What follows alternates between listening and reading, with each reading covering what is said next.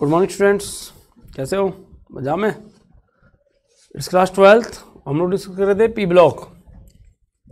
P block में group 18 discuss किया था कल हम लोगों ने। तो ग्रुप 18 के जो एलिमेंट्स हैं उनकी कुछ यूजेज हम लोग पढ़ रहे थे। ठीक है, पी ब्लॉक में ग्रुप 18 हम लोग डिस्कस कर रहे थे।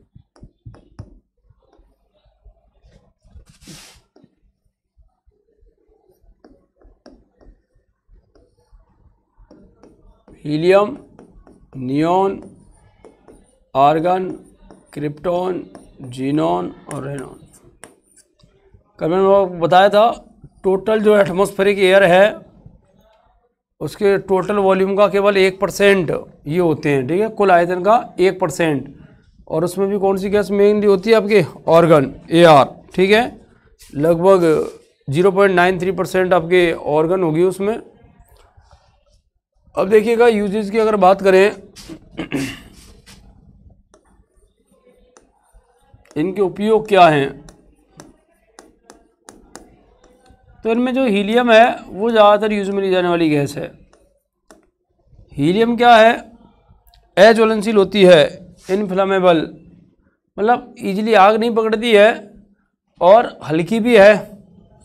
तो इस कारण इसका यूज जो है वो हॉट एयर के जो बैलून आते हैं, गर्म गैस के जो गुब्बारे आते हैं, या मौसम प्रेक्षण के लिए जो वेदर ऑब्जर्वेशन के लिए जो गुब्बारे छोड़े जाते हैं उनमें आप इसे भर सकते हैं। ठीक है, हीलियम को। ठीक, उसके अलावा देखिएगा, एक तो मैंने बताया आपको अज्वलनशील है और क्या है? हल्की। इस कारण आप इसको बलून्स में भर सकते हैं, गुब्बारों में भरा जाता है। दूसरा देखिएगा, ये जो हीलियम है इसका जो यूज है वो किया जाता है ऑक्सीजन को डाइल्यूट करने में।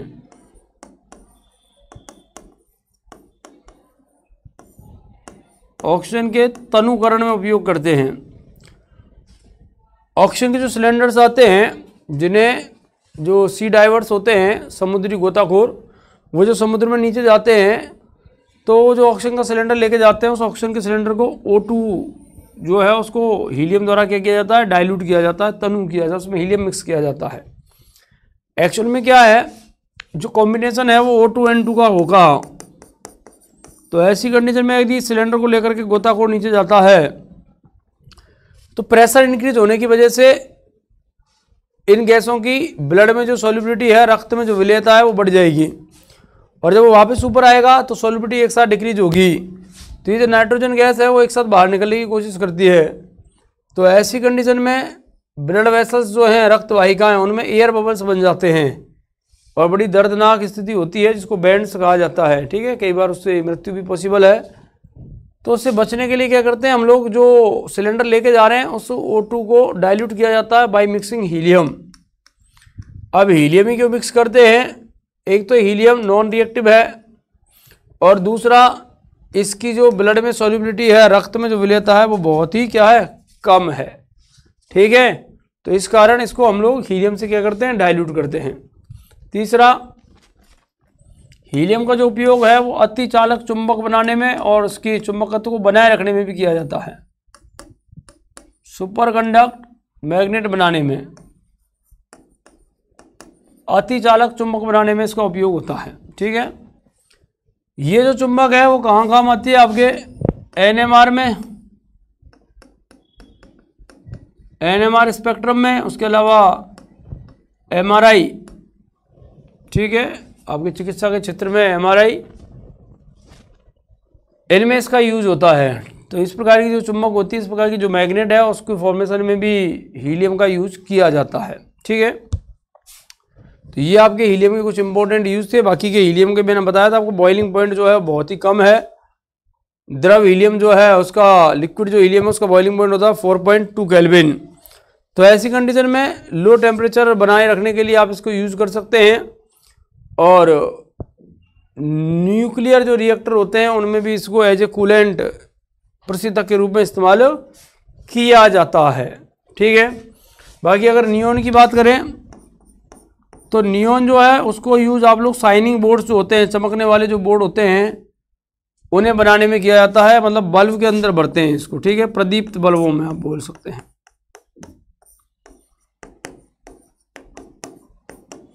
शाइनिंग बोर्ड जो आते हैं आपके,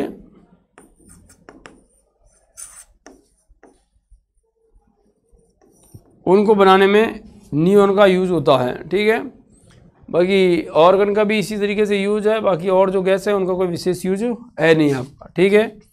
तो ये इंपॉर्टेंट है, हीलियम के यूजेज आप लोगों से डिस्कस किए जाते हैं जनरली, और शाइनिंग बोर्ड या चमकने वाले जो बोर्ड होते हैं उनके लिए आप लोग नियॉन का इस्तेमाल कर सकते हैं, ठीक। अब देखिएगा हम लोग आगे चलते हैं, अगला है अपना ग्रुप 17।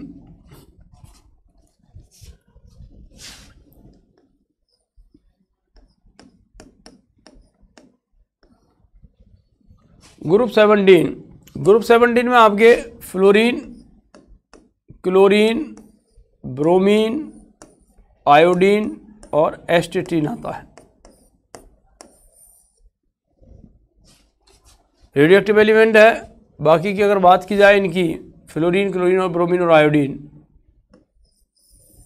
इन्हें एक साथ हैलोजन कहा जाता है। क्या बोलते हैं? हैलोजन। हैलोजन मतलब है हैलोजेनस। हैलो मतलब साल्ट, जेनस मतलब फॉर्म, मतलब साल्ट मतलब लवण, साल्ट बनाने वाले।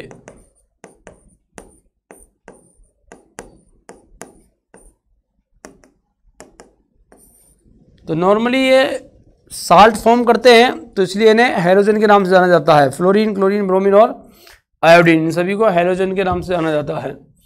इनमें से ये जो है आपका, इनका जो इलेक्ट्रॉनिक कॉन्फ़िगरेशन है वो होता है NH2NP5। जो आउटर मोस्ट सेल होगा उसका जो इलेक्ट्रॉनिक कॉन्फ़िगरेशन है, जनरल इलेक्ट्रॉनिक जो विन्यास है, सामान्य इलेक्ट्रॉनिक जो विन्यास है, वो क्या है आपका? NH2NP5 है इसका, ठीक है। अब देखिएगा इसमें से ये जो है फ्लोरीन और क्लोरीन, वैसे ये F2Cl2 Br2 और I2 की फॉर्म में पाए जाते हैं। ये सब क्या है? डायएटॉमिक हैं। क्या है? डायएटॉमिक, द्विपरमाणुक हैं। ये दोनों जो हैं दे आर गैस। ये जो है वो आपकी लिक्विड है, द्रव। ये जो है वो आपकी क्या है? सॉलिड, ठीक है। फ्लोरीन और क्लोरीन आपकी गैस स्टेट में है, ब्रोमीन आपका लिक्विड है, जबकि आयोडीन आपका क्या है? सॉलिड अवस्था में पाया जाता है, ठीक है, ठोस अवस्था में पाया जाता है, ठीक। वैसे अगर इनकी उपलब्धता की बात करें कि ये सभी अधात्विक है, नीचे वाला एस्टेटीन आपका धातु है, बाकी ये सब क्या है? अधातु, ठीक है। All are non metals.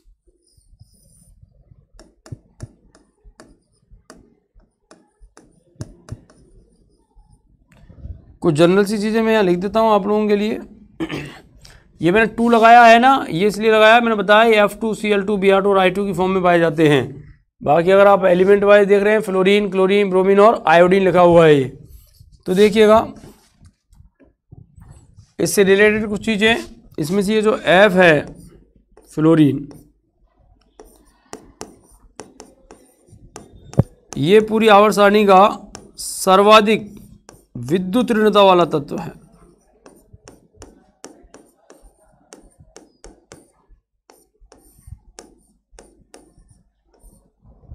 ठीक है। फ्लोरीन जो है वो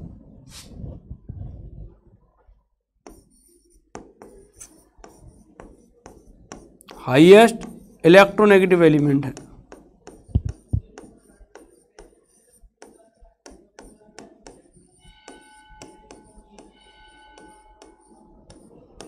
ठीक है।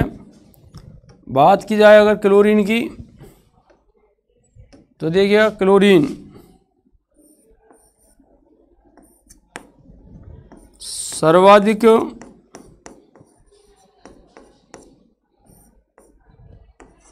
इलेक्ट्रॉन बंधुता वाला तत्व है,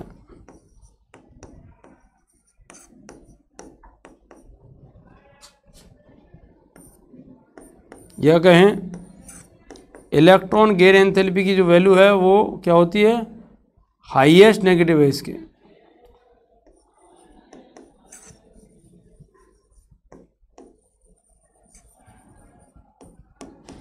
उच्चतम ऋणात्मक वैल्यू होती है।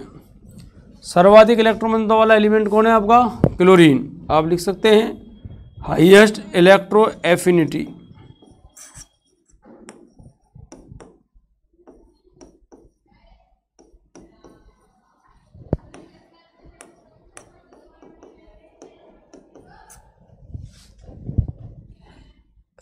मतलब highest negative electron gain enthalpy किसके लिए होगी, आपके लिए क्लोरीन के लिए होगी।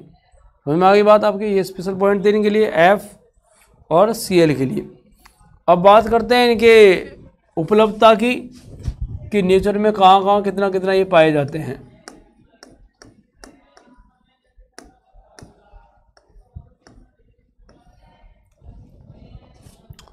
फ्लोरीन की अगर बात करें तो एज ए फ्लोराइड कई सारी चीज़ों में ये प्रेजेंट है आपका, ठीक है। दांतों में पाया जाता है, हड्डियों में पाया जाता है, उसके अलावा नदी के जल में फ्लोराइड होता है, और कई सारे कंपाउंड की फॉर्म में भी आपको ये पाया जाता है। फॉर एग्जाम्पल फ्लोरस्पार CaF2, ठीक है, फ्लोरस्पार CaF2। उसके अलावा Na3AlF6 क्रायोलाइट, इसमें भी आपको दिखाई दे रहा होगा F।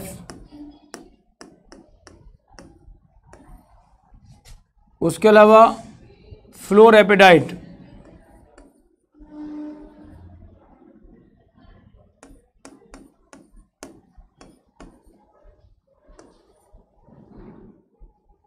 Ca3PO4 का होल ट्वाइस पॉइंट H2O,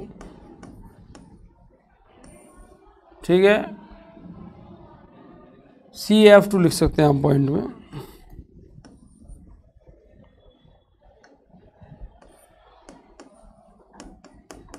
दिया होगा फ्लोरएपेटाइट। तो इन फॉर्म में ये पाया जाता है। बाकी क्लोरीन की अगर बात करें तो क्लोरीन एज ए क्लोराइड सी सॉल्ट्स में पाया जाता है। समुद्र में कई प्रकार के साल्ट होते हैं इसके, ठीक है। मेनली आपका सोडियम क्लोराइड,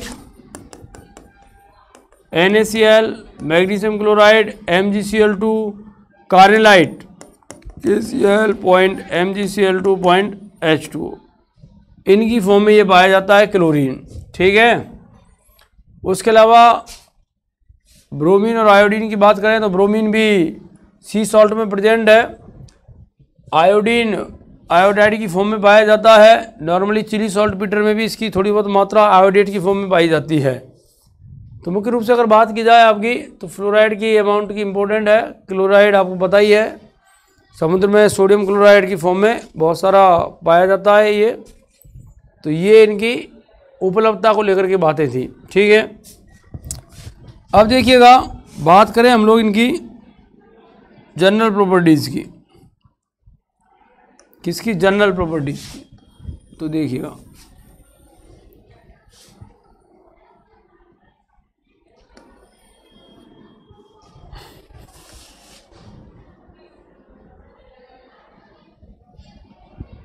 पहली प्रॉपर्टी आती है इलेक्ट्रॉनिक कॉन्फ़िगरेशन, इलेक्ट्रॉनिक विन्यास, इलेक्ट्रॉनिक कॉन्फ़िगरेशन, इलेक्ट्रॉनिक विन्यास। तो आप देख सकते हैं इनका जो इलेक्ट्रॉनिक कॉन्फ़िगरेशन है वो है NH2 Np5। जो नियरेस्ट इनर्ट गैस है उससे एक इलेक्ट्रॉन कम है केवल। जो निकटतम इनकी अक्रिय गैस होगी उससे केवल एक इलेक्ट्रॉन क्या है आपका कम है, ठीक है। दूसरा आता है आपका परमाणु आकार, एटॉमिक साइज।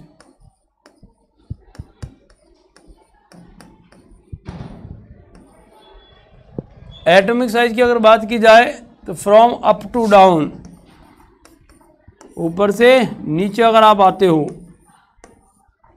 तो आपको पता है नंबर ऑफ सेल क्या होंगे, इंक्रीज, कोषों की संख्या बढ़ती है।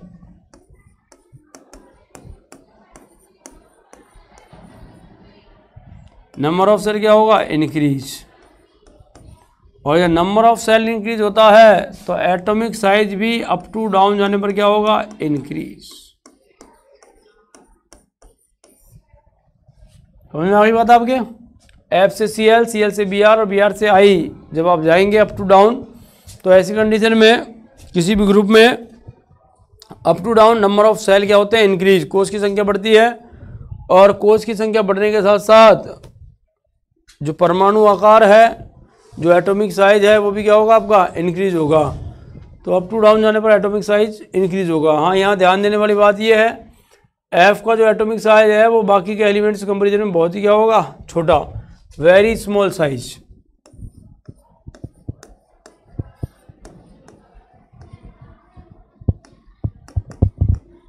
अगर आप कंपेयर करना चाहें तो देखिएगा, इधर से इधर अगर आप आए अपने पीरियड में, इनका जो पीरियड है उसकी अगर बात की जाए, तो इधर से इधर जब आएंगे तो आपको पता है इधर से इधर जाने पर इफेक्टिव न्यूक्लियर चार्ज इंक्रीज होता है, प्रभावी नाभिकीय आवेश बढ़ता है। प्रभावी नाभिकीय आवेश बढ़ेगा तो एटॉमिक जो साइज है वो क्या होता है, डिक्रीज। तो अपने अपने आवर्त में इन हैलोजनों का जो साइज है वो सबसे क्या होगा, छोटा। इस वाले में फ्लोरीन का, इस वाले में क्लोरीन का, इस वाले में ब्रोमीन का, इस वाले में आयोडीन का साइज क्या आएगा, छोटा आएगा। समझ में आ गई बात आपके। इधर से इधर साइज क्या आएगा, छोटा आएगा। तो वही मैंने आपको बताया है कि अप टू डाउन अगर आप जाते हैं तो नंबर ऑफ सेल इंक्रीज होने के साथ साथ साइज क्या होगा, इंक्रीज। फ्लोरीन को अगर कंपेयर करें बाकी के एलिमेंट से तो इसका साइज इनकी तुलना में सबसे क्या है, छोटा है। ठीक है। नंबर थर्ड,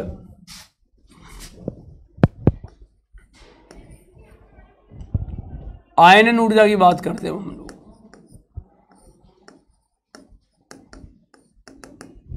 आयोनाइजेशन एनर्जी और आयोनाइजेशन पोटेंशियल भी बोल सकते हैं। आयोनाइजेशन एनर्जी, आयोनाइजेशन पोटेंशियल, इसकी बात करते हैं हम लोग। तो देखिएगा इसमें क्या है कि इनका इलेक्ट्रॉनिक कॉन्फ़िगरेशन है NH2NP5। तो ये चाहेंगे कि ये एक इलेक्ट्रॉन ग्रहण करके एक इलेक्ट्रॉन गेन करके क्या बना ले, NH2NP6।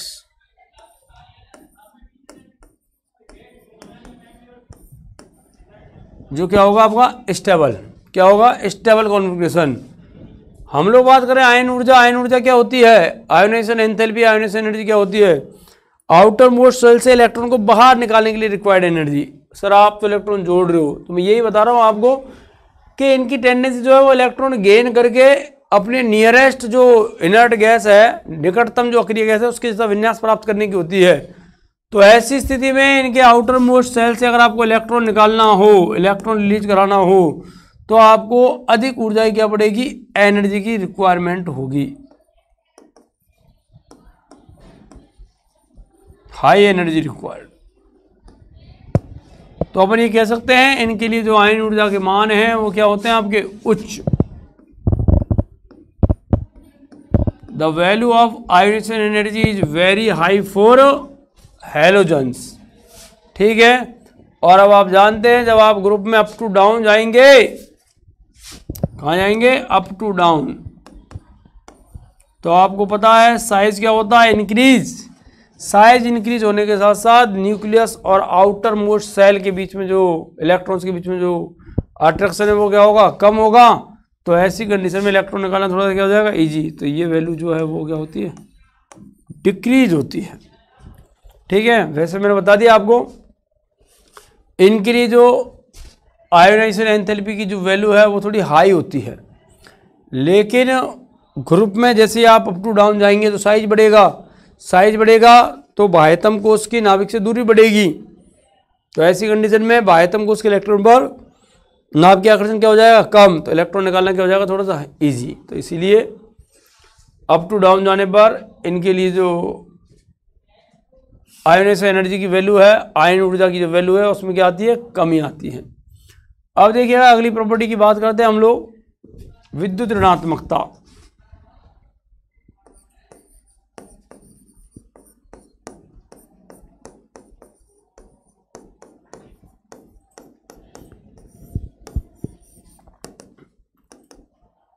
विद्युत ऋणात्मकता के बारे में मैंने आपको बताया था कि इस ग्रुप में सर्वाधिक विद्युतनीय एलिमेंट कौन है आपका एफ।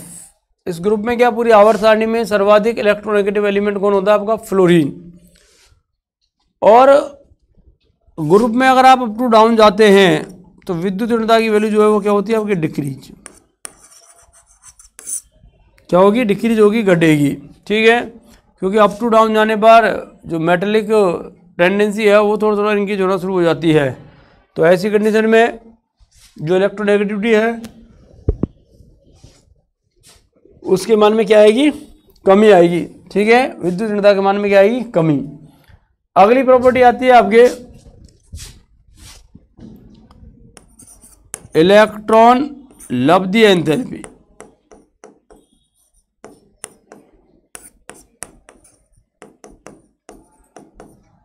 इसको बोलते हैं हम लोग electron gain enthalpy. Electron gain enthalpy की बात करें तो आपको पता है, मैंने बताया जैसे कि इनका जो इलेक्ट्रॉनिक कॉन्फ़िगरेशन है वो है NH2Np5, मतलब आयतन कोश में 7 इलेक्ट्रॉन है, इनको 1 इलेक्ट्रॉन और चाहिए तो इनका ऑक्टेट क्या हो जाएगा, कंप्लीट।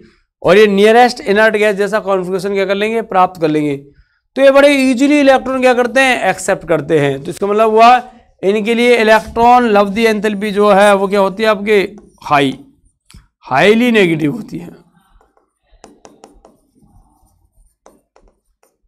क्या होती है, हाईली नेगेटिव होती है। ठीक है, और ग्रुप में अप टू डाउन जाने पर जब आप ग्रुप में ऊपर से नीचे आएंगे तो इलेक्ट्रॉन गेन एंथैल्पी जो है उसके नेगेटिव मान में क्या आती है, कमी, या आप कह सकते हैं इलेक्ट्रॉन बंधुता घटती है। ठीक है, अब देखिएगा यहाँ कि ग्रुप में जब ऊपर से नीचे आएंगे F से Cl, Cl से Br और Br से I, ऐसे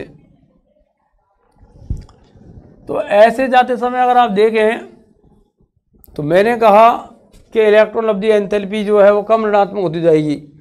तो इस हिसाब से फ्लोरीन को सबसे ज़्यादा इलेक्ट्रॉन बंधुता वाला या highest negative electron gain enthalpy वाला एलिमेंट होना चाहिए था, परंतु वास्तव में ऐसा नहीं होता। ठीक है, ध्यान रखना किसको होना चाहिए था, फ्लोरीन को, लेकिन वास्तव में ऐसा नहीं होता। सर्वाधिक इलेक्ट्रॉन बंधुता वाला एलिमेंट कौन है, क्लोरीन। अब दिमाग में ये आता है सर ऐसा क्यों नहीं होता, क्योंकि फ्लोरीन सर्वाधिक विद्युत ऋणी भी है।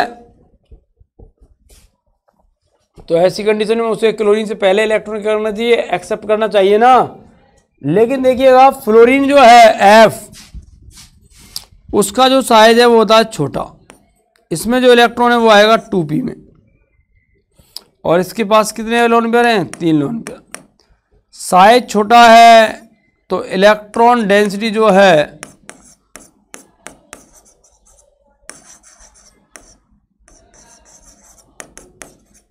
क्या होगी, हाई।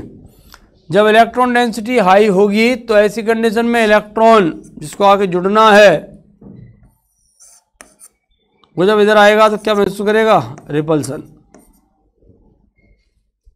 क्या महसूस करेगा, रिपल्सन, इसलिए आसानी से नहीं जुड़ेगा।